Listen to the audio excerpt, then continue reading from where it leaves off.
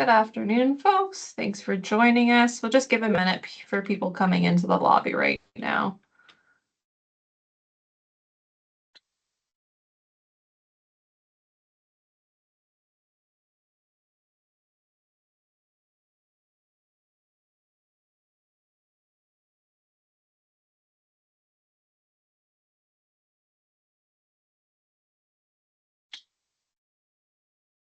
Okay, we'll just give one more minute for folks to join us, and then we'll get started today.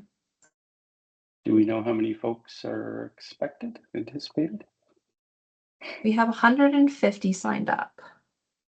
Nice. Congratulations. Great to have lots of folks coming out today.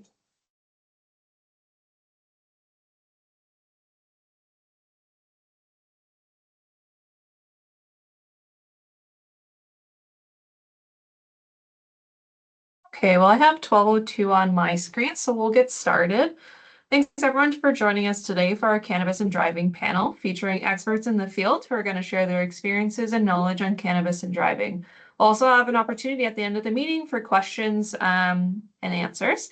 Additionally, for attending today, you'll be entered to win a $100 gift card to a place of your choosing. A random participant will be chosen following the panel discussion, and the winner will be contacted via email from myself, so you can expect an email from Alexis Cook. Before I introduce our first speaker, I'd like to acknowledge the traditional territory of the Anishinaabe Nation, the people of the Three Fires known as the Ojibwe, Odawa, and Potawatomi nations, on whose ancestral, traditional, and treaty lands and territories we, our resident and municipal governments, are located, and give further thanks to the Chippewas of Saugeen and Chippewas of Nawash, now known as the Saugeen Ojibwe Nation, as the traditional keepers of this land. So for folks joining across the province, I'm located here in Wyerton, Ontario. Many folks do know Wyerton for Wyerton Willie, and those are communities, Chippewas and Nawash, Unceded First Nation, and Saugeen First Nation that are our traditional keepers of the land. So I'd now like to introduce our first speaker, Greg Thompson. Greg joined MAD Canada as a volunteer in August of 1999 as a result of the death of his 18-year-old son, Stan, and 4 of his friends in a drug-impaired crash. He has held numerous roles working at the chapter level in Ottawa over the past 26 years, focused on the grassroots of community engagement and education. In addition, he has also been privileged to be on the National Board of Directors for MAD Canada for 15 years, including 3 years as the chairperson. This offers a completely different perspective on the steep challenges involving impaired driving in Canada. Greg's biggest honor has been his role as a victim services volunteer, supporting families and individuals who have been directly impacted by impaired driving. Please join me in welcoming Greg. Thank you very much. Can you hear me okay firstly? Are we good? Thank you. Thank you very much for the introduction and for allowing me to join in today. I facilitate a quarterly workshop with the Ottawa Police recruits on this topic, and it typically takes 2.5 to 3 hours. So I'm going to try and distill this into about 8 minutes. So forgive me as I kind of speed through this. To bring context to the issue of drugs and driving, I want to bring you actually inside my family first. Quick background, as was just mentioned, my son Stan and 4 of his friends were killed in a drug-impaired crash in 1999. There were 9 surviving teens and 2 adults who suffered life-altering injuries. At the time of his death, Stan was 18, Maddie, his sister, was 13, and Neil, his brother, was 7. I was 44. After being notified by the OPP, and obviously I'm skipping a whole lot of steps here. After being notified by the OPP, my very first act as a father in my, if I can call it this, in my new life, was to wake up my surviving children, sit them down on a couch, tell them that Stan had died and would not be coming home. So minutes into this, that act alone forever alters your relationship with your surviving children. I will forever always be that guy. Don't have time to explain the details behind it, but, and I think the impacts inside the home are so important to help put strength into the messaging here. It's the real story, if I can call it that. So the Christmases suck, yes. Birthdays, Thanksgivings, yes and yes. But I can tell you that genuinely, they don't scratch the surface of what the grief is really like and what really transpires inside families who have been impacted. So I'm going to give you a couple of brief examples. As I mentioned, Maddie was 13 when her brother was killed. So if you listen to the next 60 seconds with a 13-year-old lens, if you can, she's facing the violent death of her brother.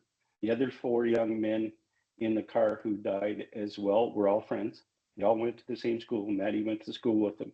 So in itself, that is complex to handle as a 13-year-old. You then have a situation, and this takes time to transpire, I guess, but she's deeply grieving the loss of her mom and dad. That's not apparent in day one. But over time,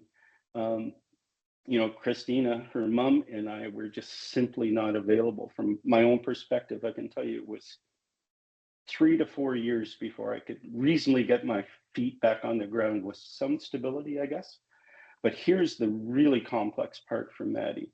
That's that 13-year-old age is the beginning of that journey into 18, 19, which is for all teenagers brutal, right? And you're physically changing, emotionally changing, your world is changing at a very rapid pace. And I think from my perspective, that's when parents need to be most engaged. And in fact, we were not engaged with our daughter. So she was left to navigate that for many, many years by herself. And you make, some pretty bad mistakes, pretty bad judgments, and things that you'll reflect on for the rest of your life. Neil, different story, 7 years old, has zero cognitive memories of his brother, hadn't developed them yet. So that in itself is a completely different type of grief, and it has its different type of consequences. I want to leave you with a story, and everything that's happened with our family in the last 26 and a half years, I think this does resonate the most with people. There were 4 funerals on June 30th. July 1st is obviously Canada Day, and on Canada Day, I decided to take Neil to a local park, walk around, the celebrations, get some fresh air. We're all walking along, he's 7, and we're holding hands, and he looks up and he goes, "Is it okay if I ask you a question?" I said, "Yeah, of course it is." And he said, "If our house was on fire, what would you do?" Well, interesting question. I looked down my arm at him. I said, "Well, I would help you. Why? Why didn't you help Stanley?" was his response.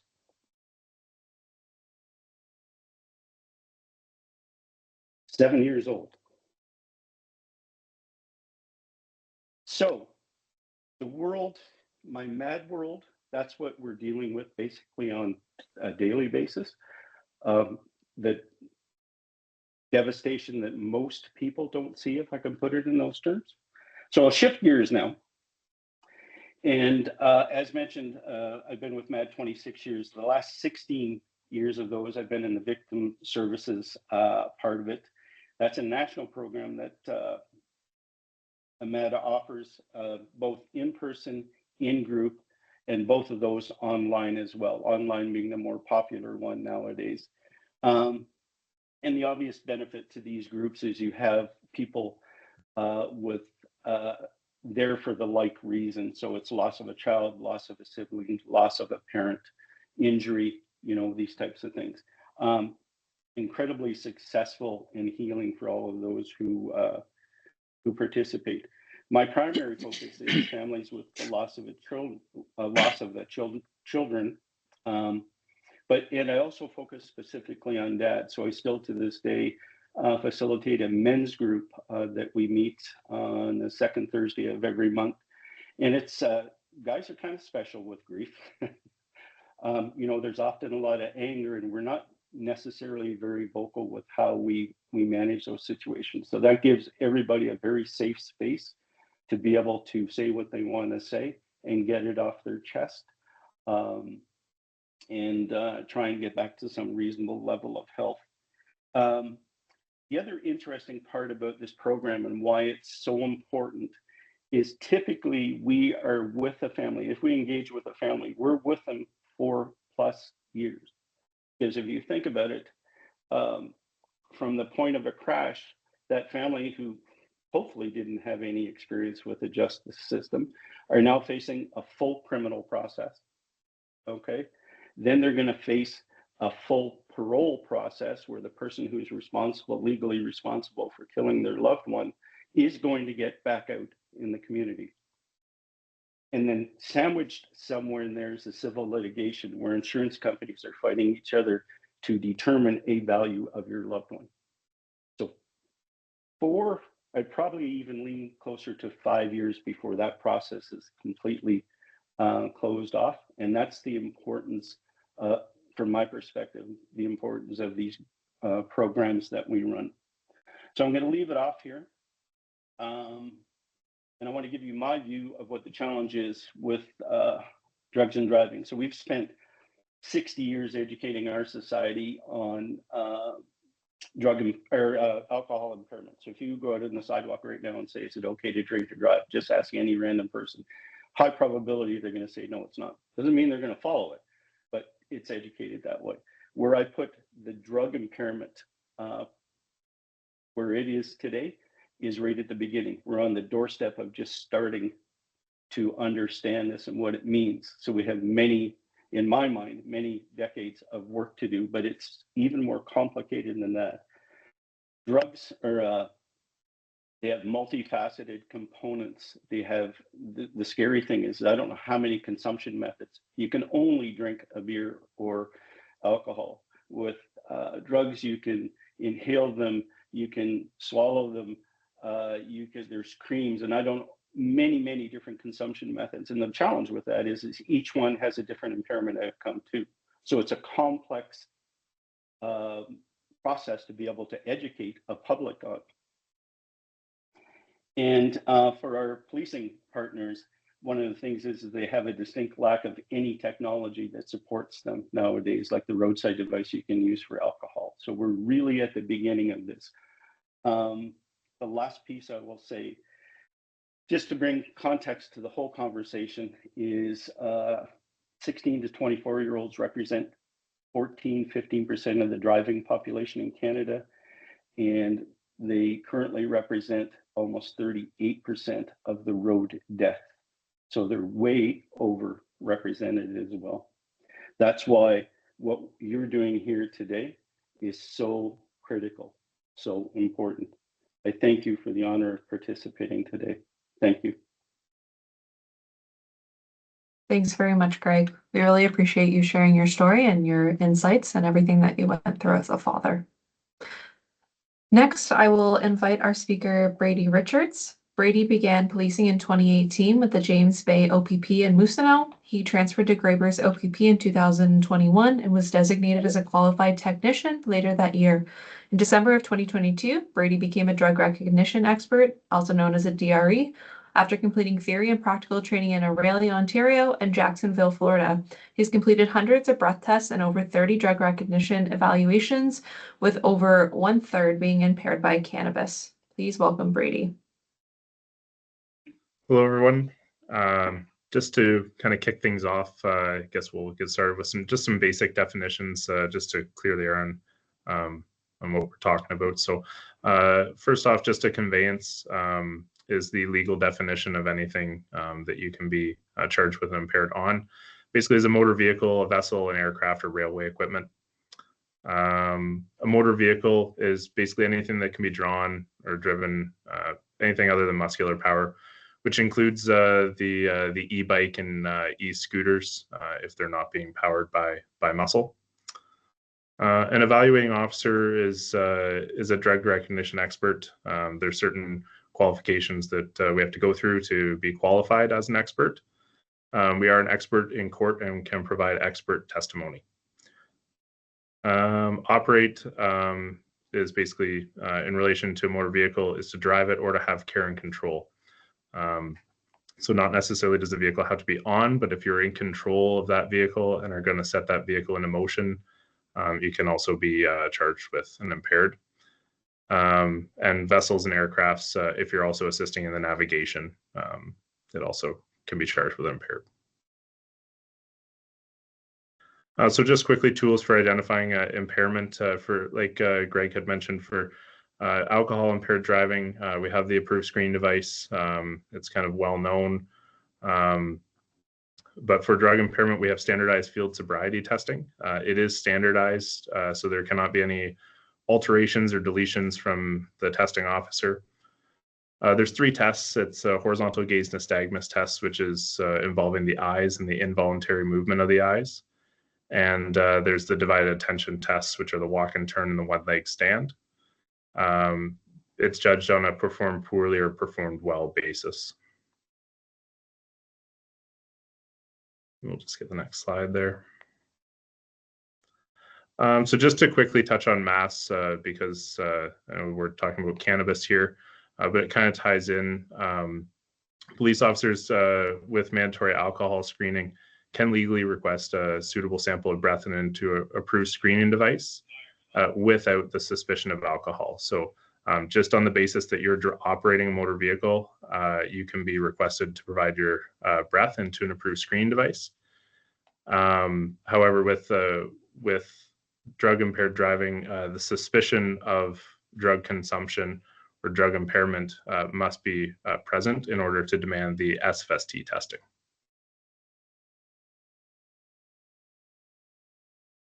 So this just quickly touches on the indicators on what you would see in someone that is impaired by cannabis. For our horizontal gaze nystagmus, you would not have it present. And this just is essentially how I would identify somebody as impaired by cannabis. They would have these features present when they're brought forward to me. However, one thing we're seeing is obviously if someone has consumed alcohol or any other type of drug and cannabis, some of these can be impacted, and there's different effects that can take place. However, this is the standard, what you would see in someone that's consumed cannabis. So just consumption methods of cannabis. There's obviously orally versus inhaled. So there's edibles for the THC consumption. The tricky part with edibles is similar to alcohol. It kind of depends on your stomach and how fast that's actually going to be absorbed into your bloodstream. Compared to smoking cannabis is more instantaneous than the oral method and edibles. Peak hours usually felt 2 to 3 hours long. However, I'll touch on this a little bit later, but individuals can be impaired for up to 24 hours after consuming cannabis. So, like I said, we'll touch on this here. Impairment is to the slightest degree. So it's not someone that like physically can't stand or anything like that. It is any impairment that can delay your judgment while you're operating a motor vehicle. The standardized field sobriety testing is obviously requested when the officer has suspicion that you've consumed any drugs. And if you fail to comply with that demand or any demand made by a police officer, you will be charged with a criminal code section for failing to comply with the demand. That is applicable to ASD demands, breath demands, SFST demands, DRE demands, and after the DRE evaluation, if you're deemed impaired, will be required to provide a toxicological sample demand or a blood demand. Refusing with any of those demands will be a criminal charge. And then just consequences for impaired driving is obviously the license suspensions and prohibitions. So immediately roadside, your license to be suspended for 90 days. And upon conviction, you're looking at a year to lifetime driving prohibitions. Roadside, you'll have your vehicle impounded and fines and imprisonment as well.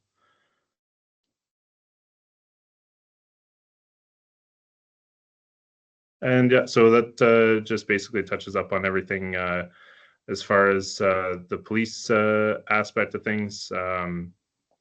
we are noticing that kind of the education, as Greg mentioned, among young drivers is that cannabis and other drugs are not impairing or anything like that. It's not the case. Police officers are educated in standardized field sobriety testing and are able to detect impairment by drugs. Yeah. Thanks very much, Brady. Appreciate hearing your perspectives from policing. It's nice to have that. I'd like to now welcome our next speaker. So Diane Bradford, she's the manager of the Regional Trauma Program and Injury Prevention at Windsor Regional Hospital. She's been a nurse now for over 30 years, managing trauma and IP for now over 12 years. Windsor's Regional Alette campus has been a level 2 trauma center now for over 30 years, with the 6th busiest volumes for severe traumatic injury in the province, and strives to provide the best care for those most severely injured, along with using our injury data to help prevent our community from experiencing injury. Please welcome Diane. Thanks so much. You can advance the next screen, please. So just to give you an idea of what we look like, we're downtown hospital in Windsor, and this is our trauma center for our region, and I'll describe to you next what that is. Next slide, please. I like to show this slide because it outlines our level 1 and 2 trauma centers in the province of Ontario. So the answer to the question above is that not every hospital with an emergency department is a trauma center. And what that means is all these hospitals that are identified with the H on the map are lead trauma centers specializing in treating trauma care. And when I say trauma, I mean massive multi-system, multi-body region injury. That's what we deal with. Okay, go ahead. And this is roughly our region. It goes a little bit further north than this, but we cover 2 EMS services, Essex County and Chatham-Kent County.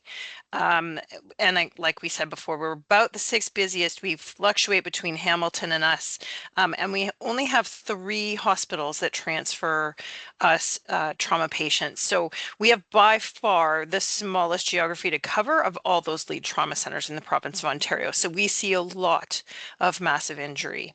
Go ahead. Most of our injury actually comes direct from scene as well because of our geography. The data I'm about to show you is all added up with a scoring system, and all the trauma centers across North America use this same system. It's called Abbreviated Injury Severity Scoring System, or ISS. And all the data I'm about to show you means that the patients that qualify for we have a provincial trauma registry that this all gets uploaded into. They've all been activated with our trauma team leaders. That's our specialized trauma physicians and teams within our hospital, or they have an ISS of greater than or equal to 12. So again, that's multi-system body injury. Go ahead. So you noticed I highlighted road trauma. So I'm not just focusing on cannabis, although I will talk about impairment. I just pulled data to give you a snapshot of what our past few months have been. So the beginning of our fiscal year, April 1st, 2025 to August 31st, 2025. So that's really our peak trauma season. Not that we really have a trauma season anymore. It's kind of consistent, but tends to be a little bit more active in the warmer months. Windsor has a lot of warmer months, so maybe that's part of it for us, but total, we've had, in that short time frame, we've had 204 cases that meet that severe injury criteria. And out of that, 69 cases were motor vehicle related. Out of those motor vehicle cases, we had a total of 62% of all those motor vehicle injuries, patients with motor vehicle injury had some form of impairment, or 43 out of those 69 cases. Go ahead. So what kind of mechanism of injury are we talking about? What kind of motor vehicle injuries? What kind of vehicles were they in? The large majority of this falls in the category for us with motorcycles. Again, we have a very large portion of our region has wonderful weather. So we have a year-round motorcycle season, basically. But this summer was quite active with motorcycle trauma. Second to that is other motor vehicles, cars, trucks, predominantly. After that, we had quite a few pedestrian injuries. So pedestrians struck by motor vehicles, or pedal cyclists, bicyclists struck by motor vehicles. And the large majority of motorcycle trauma is in the male population. Overall, males versus females, males are higher in our injury specifics. Included in motorcycle injury, and this is how we record data in the hospital system. It really hasn't caught up with all our new micromobility vehicles like e-bikes and scooters, like you just saw. They are all included in motorcycle injury. So that's included in there. And we also had one watercraft injury that's included in there as well. Go ahead. So impairment, and when I talk about impairment, I include 13 different drugs, because every patient that comes into our hospital and experiences our care with the trauma team is immediately tested for 13 different drugs. And I'd really like for you to think of alcohol as a drug, because it is a drug. Alcohol is a drug and THC is a drug. They just work in different forms in our body. So if we can reframe our thinking with that, that would be wonderful as well, because this is what we see. We find that we're not testing our whole population, and there are reasons for that. And it's got mostly to do with, except for alcohol, aspirin, and acetaminophen or Tylenol. The other drugs we test for are urine tests. And often we are very rapidly putting someone through our emergency department to get them to life-saving surgery. So we don't often test in the emergency department. We will have communication once they've been admitted about drug-related habits. But the picture is interesting from this, and it is consistent with what we've had over the past 10 years. 15 of the 69 patients total tested positive for blood alcohol. 8 of those that tested positive for alcohol also had other drugs in their system. The next closest was THC, or cannabis. That's the active drug that we test for in our tests. 10 of those patients had THC in their system. Again, this is urine sample, so we don't know the concentration of that. The rest included cocaine, opioids, amphetamines, methamphetamines, benzodiazepine, and methadone. So again, 62% of all the motor vehicle injury that we saw had some form of impairment, and there was often a mix of alcohol and other drugs. Go ahead. The most prevalent statistic that fits with my job and motivates me to do the work that I do is the fact that around 90% of all the injury we treat, even minor injury, is both predictable and preventable. So we could have done something about it. So when I present these statistics to people, I also really encourage people to ask themselves these kind of questions that prevent injury from coming in to begin with. And that's one of our goals as a trauma center as well. I think that's it for me. You can advance the next slide and we'll see. Yeah. And these are my 4 children, who are much bigger now, but we live the injury prevention world in my family as well. So thank you all. Wonderful. Thank you so much. I appreciate hearing the insights from a trauma level hospital as well. Really eye-opening of the injuries that folks experience as a result of impaired driving.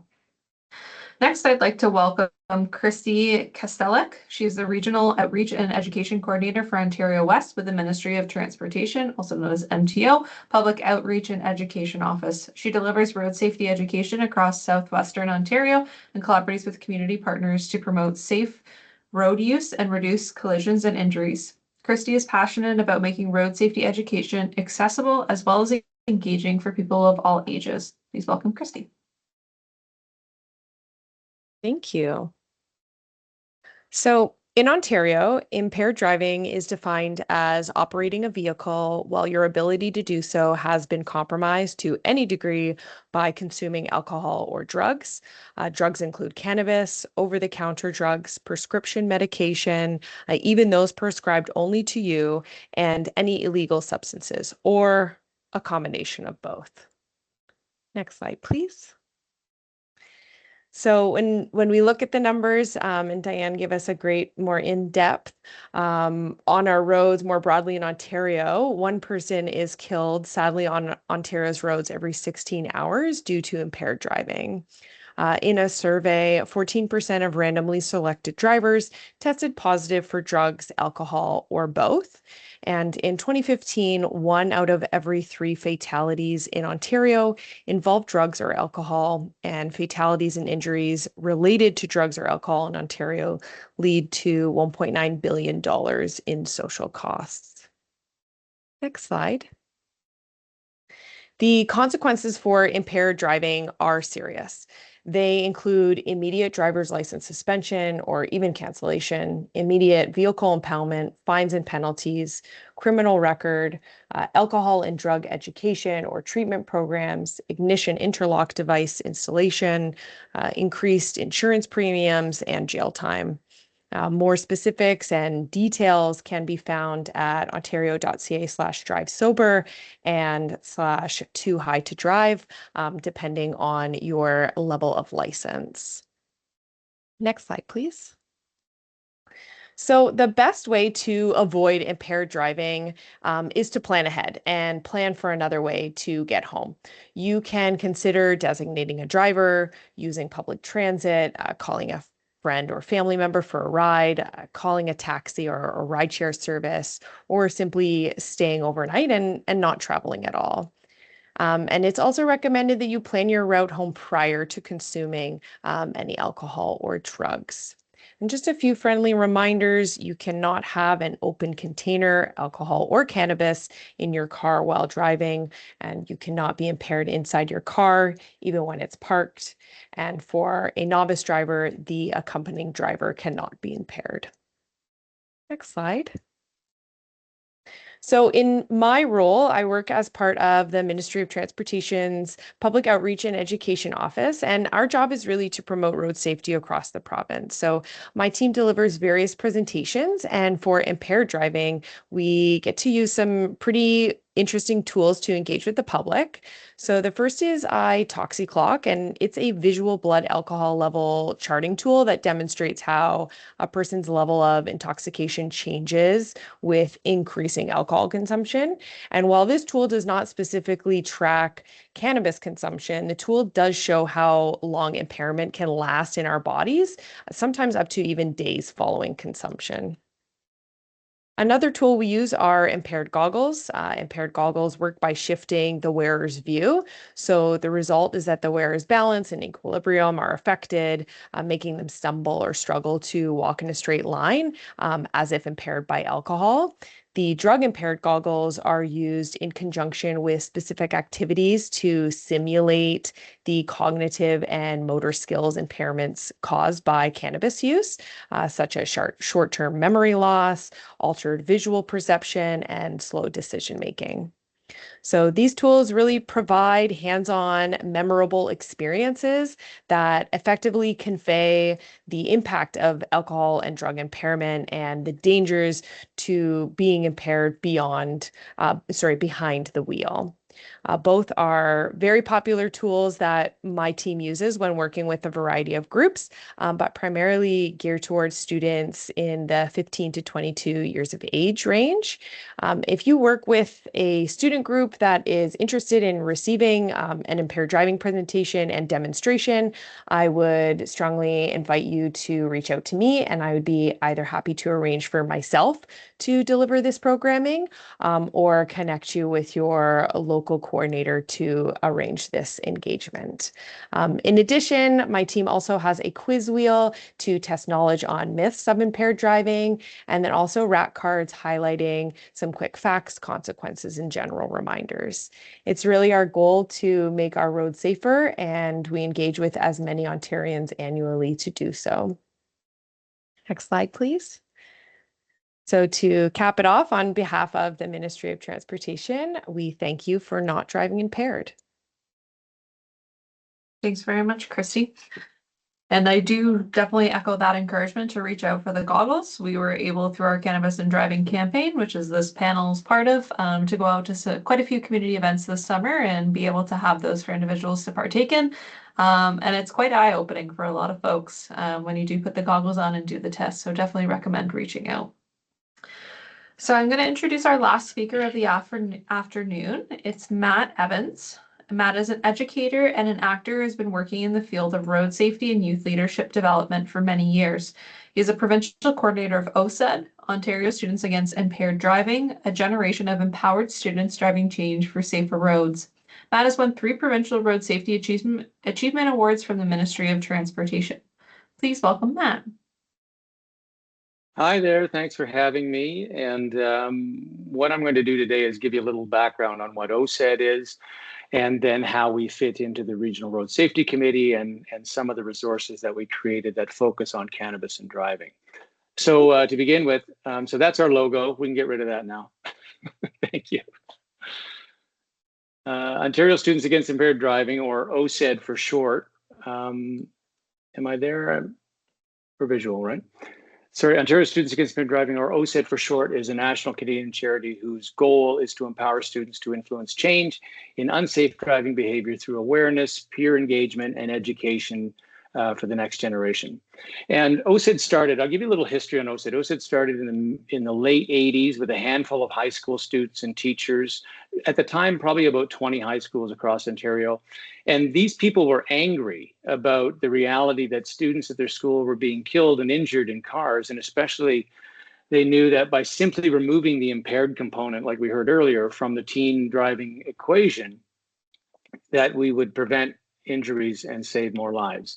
So OSED really believes, and we truly believe this, that every impaired driving crash is preventable. You just have to remove the impaired from the equation. So in the first 10 years, OSED grew to a formal organization. We have annual conferences, regional workshops, resources manuals, and it grew to 500 high schools across the province, which for those people who don't know, that's about half the high schools in Ontario. And these chapters, these clubs, were actively running activities at their school, educate students with a positive message a lot of the time to not drive impaired. And by over that time period, I forgot to mention too that the club basically consists of a teacher or a staff advisor at the school. It could be a staff member, and students. And the students range from, sometimes there's 3 members in the club. Sometimes there's 100. We've got a group in York right now that has 100 members in the club. It's a very popular club to belong to. And guess what? OSED worked. In the first 10 to 15 years, the impaired driving rate amongst teenagers was reduced faster than any other age group in the province, a rate of 53%. Reminding it to the time, as Greg mentioned earlier, focusing mostly on alcohol and driving. And so basically we reduced the impaired driving rate faster than any other age group, a rate of 53%. And people remember back in those days, the term designated driver didn't even exist. And then in 10, 15 short years, designated driver, by the late 90s, that was a common phrase. If you're going to a party, who's the DD? Are you going to stay there, right? There were solutions available, right? And people were using them.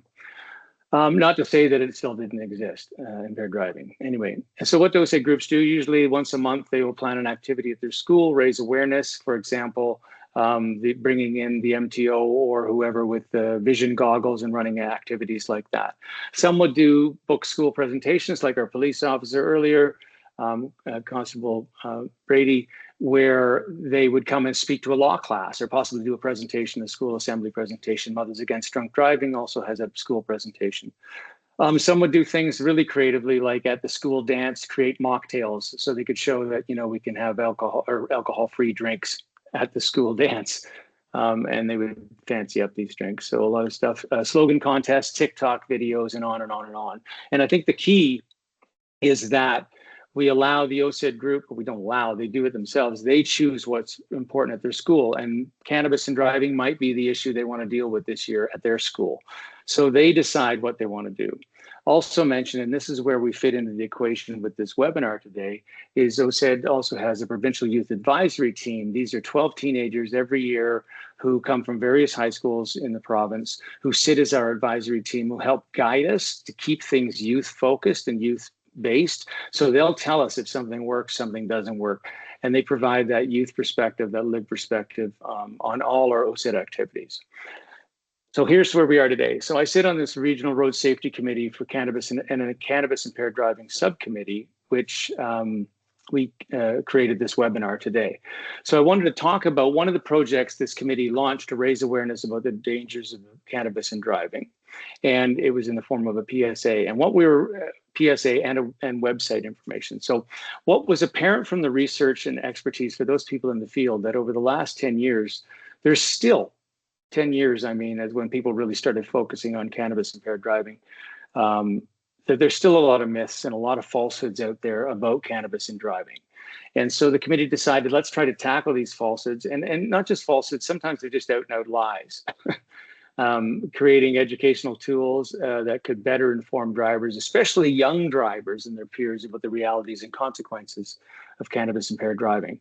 So the result was a web-based information that's housed at the Grey Bruce Public Health Unit's website that helps share some of the reality-based facts about the dangers, that help push back against the misinformation and misguided perceptions. Things like, on average, driving impaired on cannabis can increase your risk of crashing by 30 to 40%. 30 to 40%. Consuming cannabis impairs your ability to drive. Consuming cannabis and impairing your ability to drive is illegal. A lot of people still don't know it's illegal to drive impaired on cannabis. Sadly, but it's true. A lot of people don't. And impaired driving charges can mean up to 90 days, 7 days impoundment, and $550 fine. So we talk about cannabis and the effects of driving.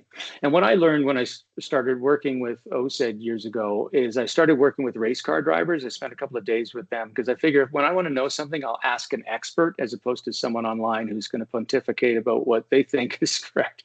So I'll ask an expert. So I hung out with these race car drivers, and they told me that it takes, and I remember this fact, it takes 7 years to learn how to drive a car, which sounds crazy, right? Because you think, oh, I learned it in a year or two. It takes 7 years to be a competent driver on the roads in Ontario, is what they told me, because 7 years driving experience gives you what's called the split-second advantage. And the split-second advantage gets you out of most of the crashes. And what we've learned is with impaired driving crashes, that split second can save your life and stop an injury, because we forget that cannabis and driving, it might not feel like it, but it slows your reaction time. It declines your visual functions and blurs your vision sometimes, reduces the attention span, slows your thinking, et cetera, et cetera. So that split second is crucial. There was also some infographics created on the website that we borrowed from the Traffic Injury Research Foundation, and also showing the risks. There's a great piece there that shows the risk of alcohol and cannabis as a deadly mix and how that drives. And we created some, which is free if people are interested, some decals. Can we see that? On cannabis and driving, and some posters and some postcards. These are free resources. You can go through OSED to find them, and then I can connect you, or maybe Alexis at the end of the webinar will have a link where you can order some of these materials. And posters, the posters were translated into English, French, Ojibwe, and Arabic. There was also a list of other sources you can go to on this site for educators, especially. That CAA has great information, and the Canadian Association of Road Safety Professionals, and others. So that's where I'm going to wind up with what we did with the youth, the Ontario Students Against Impaired Driving Youth Advisory Committee team. What we did is we created a Spotify PSA TV, for radio and Spotify and online that would combat the myths of driving high.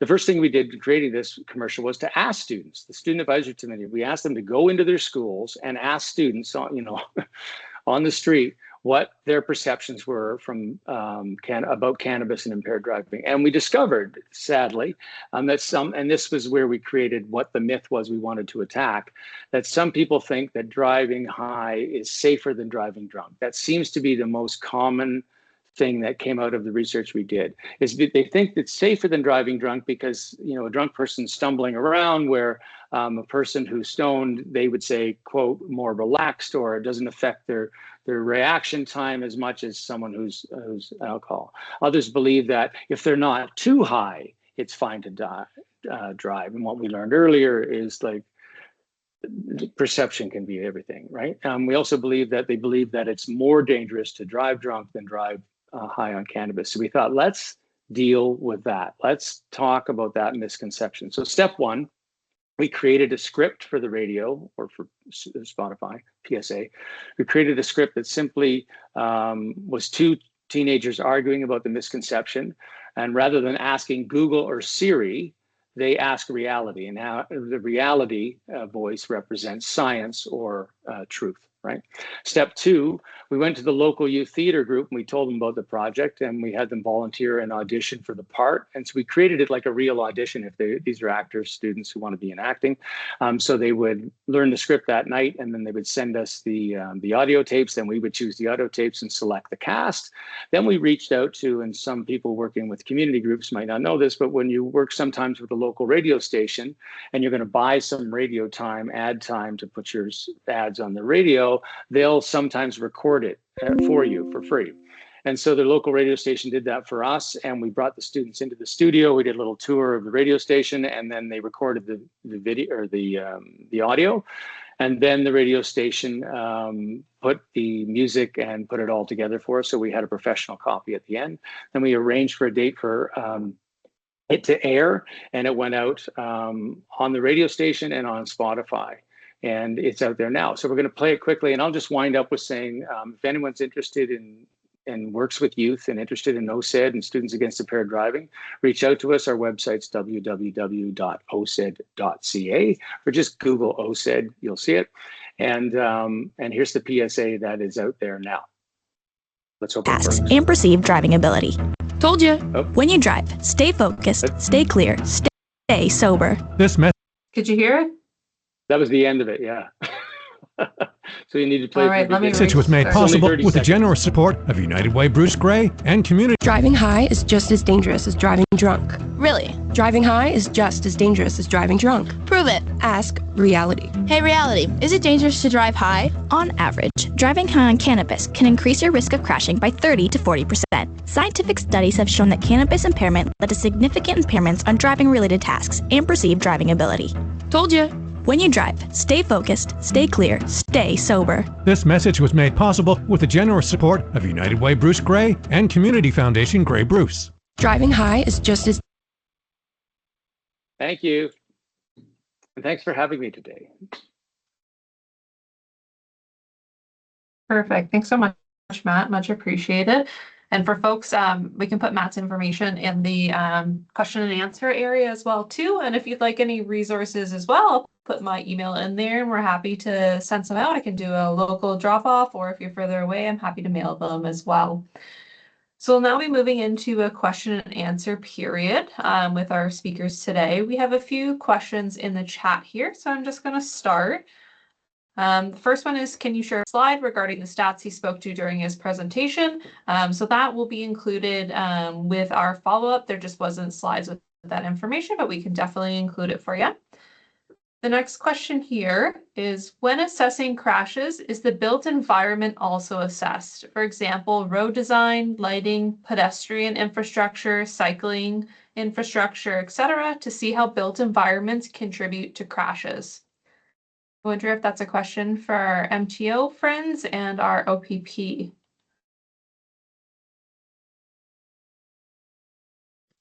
Yeah, I would say all factors are investigated when investigating a motor vehicle collision. We take into account a number of different factors, but specifically the number one kind of, I guess not number one, but a significant impact on the collision would be an impaired driver. Thank you. Another question is, the presenter mentioned that impairment can last days. Can you define what you mean by impairment? Do you mean that drugs and alcohol can be detected for days? Does that mean that the user would not be able to safely operate a motor vehicle for days after use when describing Intoxiclock education tool? Yeah, I can elaborate a bit on that. I did add an answer there. So basically, the tool works and you're able to select different drinks at different alcohol levels. You set the weight, gender of the person that you're simulating, and then it presents you with a graph over the course of an evening. You're selecting the times when you're consuming those beverages of what your blood alcohol content is going to be, and then it tracks how long it would take for your body to process that and how long that's going to last. And which in some cases can last until the next day. The misconception that you can just sort of, quote, sleep it off and then wake up the next day and even drive yourself into work, when in reality you actually are impaired. Thank you. Another question that's here is, I don't think 7 years of driving makes a person an expert. I know someone who's driven a car for more than 7 years, but is still a bad driver. Is there any other way to know a good driver? Probably the answer to me, well, working with the race car drivers, it's hard to say because it's who's a great driver. I've noticed what I find is everybody thinks, this is Matt from OSED, thinking everybody thinks they're a great driver, which is often not the fact. I've often said people, if you ask them, why are you a good hockey player? They'll say, well, I'm a good hockey player because I do tons of practice and I've been playing hockey since I was 3 years old. And why are you a good dancer? Well, I've been taking dance since I was, 4 years old and I practice and I do have experience. But when you ask people, why are they a good driver? They often just say, well, because I am. They often don't realize that sometimes they are a bad driver. When the 7 years, that was just a rough indication. What the race car drivers said, you need that experience under your belt to get that split-second advantage. People can still be bad drivers, but that'll help you be a better driver anyway. Hope that helps. Thanks, Matt. This is, as a parent, what resources can I access to talk to my kids about cannabis and driving?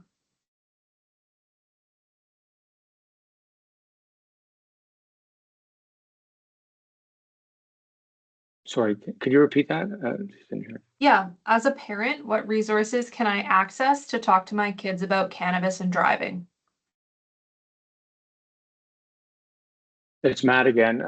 There's tons of information out there. You can reach out to me and I can connect you to some certain sites. I know one of our partners, CAA, also has curriculum-based stuff that actually schools can have, so it's lesson planning. But sometimes I've found too, working with students over the years, it's being completely honest with them and giving them your opinion. And anyway, reach out to OSED and I can connect you with some possible sites. And I'm sure that other members of the panel also have some ideas. I was going to say as well, there's a great general injury prevention resource available to all Canadians. It's Parachute Canada. That's our National Injury Prevention Resource Center, and they have a whole section on impairment and knowing what that is. But I'm going to echo Matt's suggestion to have the conversation. Ask your children what they're doing and what they believe, and you can debunk a lot of myths just with a general conversation. Perfect, thank you. This says, my friends say that they're better drivers high. How do I know that they're not?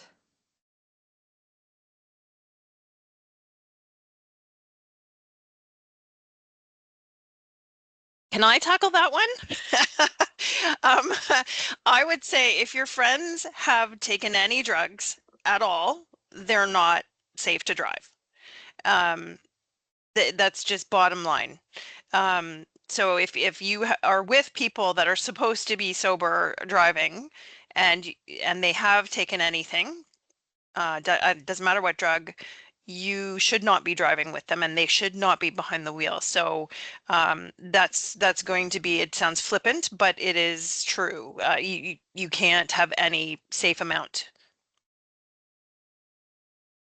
And to mirror that too, one of our philosophies at OSED too is if you're driving a car, you don't drink anything, you don't smoke anything. Your ability is to drive, or your task is to drive the car, especially with youth. If you're driving your friends, that's a huge responsibility. It may seem like it's not, but it is. It's a huge responsibility. So, I saw this great ad out of Kitchener-Waterloo that the police services, I think, created. And it was a 7-year-old who said, the best way to not drive impaired or best way not to be in an impaired driving crash is not to drive impaired. It's pretty easy. So as Joanne said, any use can be bad use. So if we can create the concept that when you're driving a car, you're not smoking anything, you're not drinking anything, that's a good building block as one goes on in life. And sometimes it's difficult to say that to friends because they might have driven 10 times high and nothing happened, right? So it's the one time and it's the split second, and then everybody's life changes. And that's what we're trying to do, is get out there and get this information so people don't make that wrong decision and people's lives continue.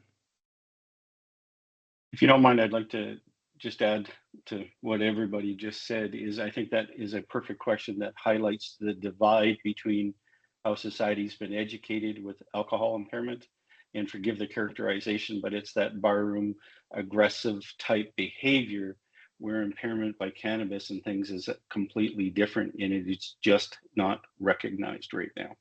That's one of the biggest educational messages that we have to get out. Thank you. Another question is, for the police, what's the biggest age group that you see for driving under the influence of cannabis? I'd still say that across the board, it's all age groups. I don't have any statistics in front of me that would highlight age demographics, but from personal experience, ranging from, novice drivers that are, 16, 17 years old, all the way up till, elderly people that are, at the end of their kind of driving lifespan there. So, but there's no specific age group that I would say is like targeted as like a problem. I think it's just a main message here is that young people are typically more apt to take this into consideration and actually learn from this and be educated. Whereas you find in the older demographic, it's kind of they're stuck in their ways. However, we're trying to educate young folks on this specifically. Thanks. Diane?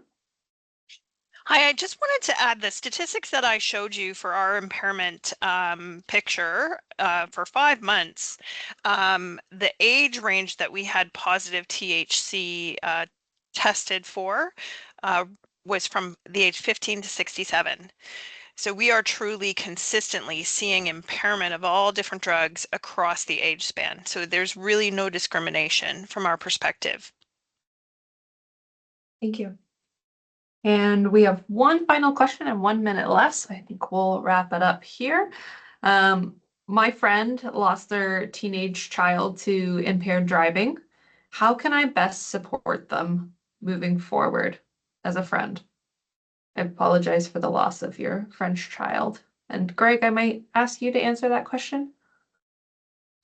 Yeah, I think I'll definitely jump in on that.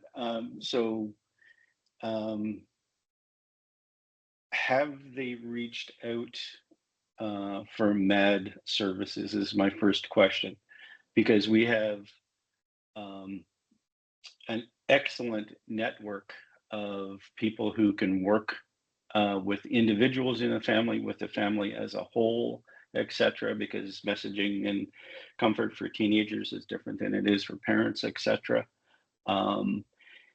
The ad I want to make to that statement is what MAD does is additive. So if professional therapy, which is very common, obviously, for parents who have lost children, it doesn't mean we replace that. So you go down the road of seeking, forgive me, professional therapy. The MAD piece lays over top of that and gives sort of a different support support to it. But if that's an individual saying, how can I help a friend or a family I know, number one, be the best listener you can, period. That's what you need to do, is just listen, because there's no human, nobody on this screen, nobody on this call right now can fix this.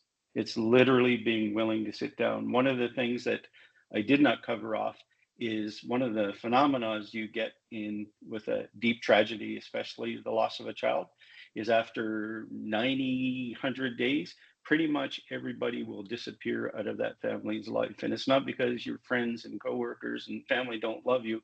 It's because they have absolutely no way to ask you, how are you feeling? How are you? And they don't want to hear it. So it's just safer for them. So if you're the one person who has the courage to sit down and say, hey, let's have a coffee, let's talk about your child by name, it's outstanding.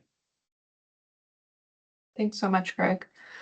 What a great way to end the conversation today. Diane, I see your hand popping up here. I just wanted to briefly add as well, your local police victim services will also have some community resource references for you to access, as well as any health organizations. So if you're looking for some community resources and you're not familiar with them, reach out to your family doctor. Even Mental Health Association of Canada, CAMH, is a good resource, and your local police services will have victim supports typically.